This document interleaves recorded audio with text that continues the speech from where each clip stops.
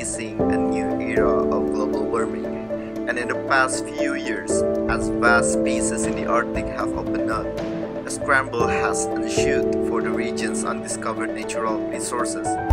Estimated to be 30% of the world's undiscovered natural gas and 13% of its undiscovered oil.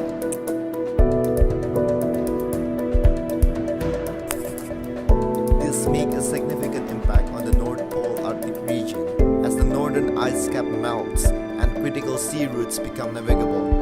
There is a possibility that Arctic nations will not be able to resist the impulse of militarizing the region.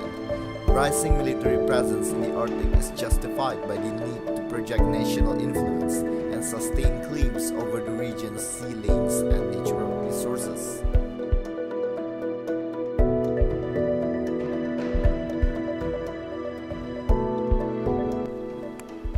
This has in turn resulted in increasingly assertive territorial postures being adopted by regional stakeholders and the gradual dominance of a security-driven discourse.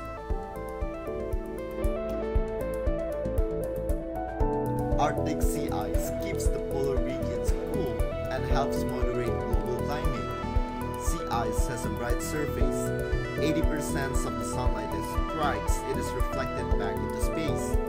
The oceans heat up and Arctic temperature rise further.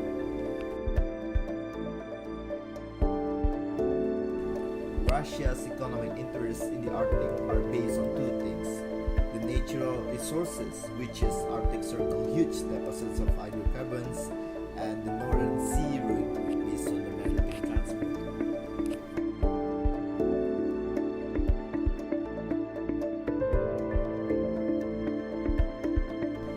For centuries, the Arctic has had a spatial significance for Russia as a new frontier for explorers, a source of riches from first oil to gold, and a security buffer for a nation that frequently feared encirclement.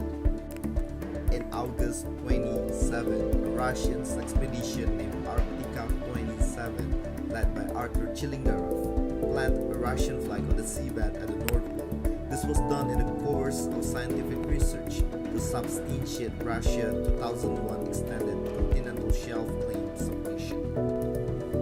A key reason why security issues are not easily discussed by Arctic Council nations is that 5 of the 8 nations in the group are also NATO members, whose charter commits member states to mutual military assistance.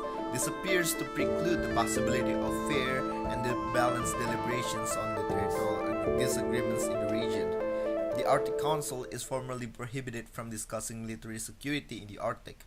Members consequently discuss security issues in informal meetings, like the one that took place in Canadian military base in early 2012. The Northern Sea route is an Arctic shipping lane that stretches from the Barents Sea to the Bering Strait through Arctic waters. Travel along Northern Sea route takes only one-third the distance needed to go through the Suez Canal without as high a risk of pirates. The militarizations of the Arctic could raise tension in the region, especially in the arms race between Russia and the NATO. The further development of icebreakers could boost the ice to melt and the ocean to rise. Russia could potentially rise to dominate the region if they succeed to claim the whole North Pole area.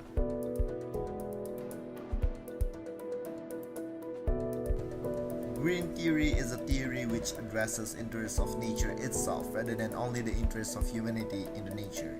It captures the orientation's political terms of value and agency, what is to be valued, by whom, and how to get it.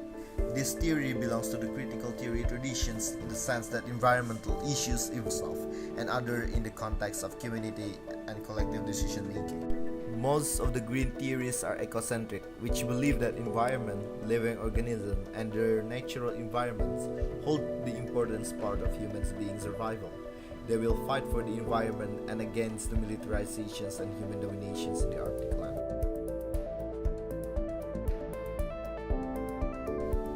Based on the IR theory perspective, The green theory would say that the growing number of icebreakers could result a huge ice meltdown that can increase seawater level. These results can be a major environmental disaster. The liberalist view would say that the countries involved should reverse back to UNCLOS upon ratifications of the United Nations Conventions on the Law of the Sea. Countries has a 10-year period to make claims to an extended continental shelf which, if validated, gives its exclusive right to resources on or below the seabed of that extended shelf area. Norway, Russia, Canada, and Denmark launched projects to provide a basis for seabed claims on extended continental shelf beyond their exclusive economic zone.